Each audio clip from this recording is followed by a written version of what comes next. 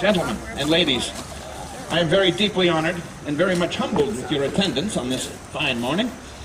At the same time, however, I am not very greatly surprised that so many of you have elected to gather.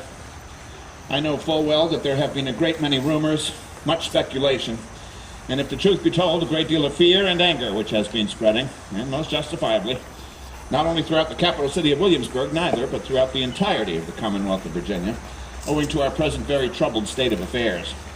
And so therefore, with the hope of perhaps shedding forth for you some light upon the subjects at hand, perhaps too to offer forth some comfort and succor unto the ladies here present, Mr. Speaker, Benjamin Harrison has suggested that I make some few brief remarks to you concerning our present circumstances. I've never in my life been much known for speaking briefly about anything. Frankly, I dare say no one knows this better than Mr. Speaker himself, but nonetheless, I shall endeavor to the best of my abilities in accordance with his wishes. Permit me first to make polite introduction of myself for those of you who are not yet known to me.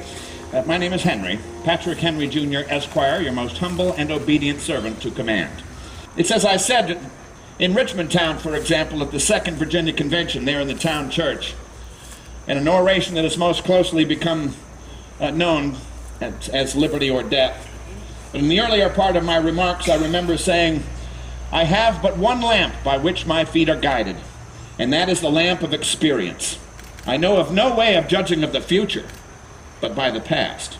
In other words, friends, the reason I am such a prophet, in the words of my own contemporaries, is because I'm a very devoted student to the subject of history.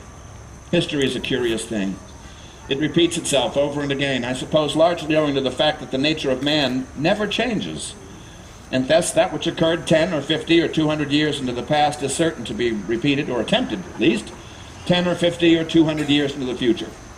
We study history that we might be able to learn the lessons which have already been gleaned by our ancestors, and it is to be hoped, and that we might be able to prevent the same mistakes from being repeated.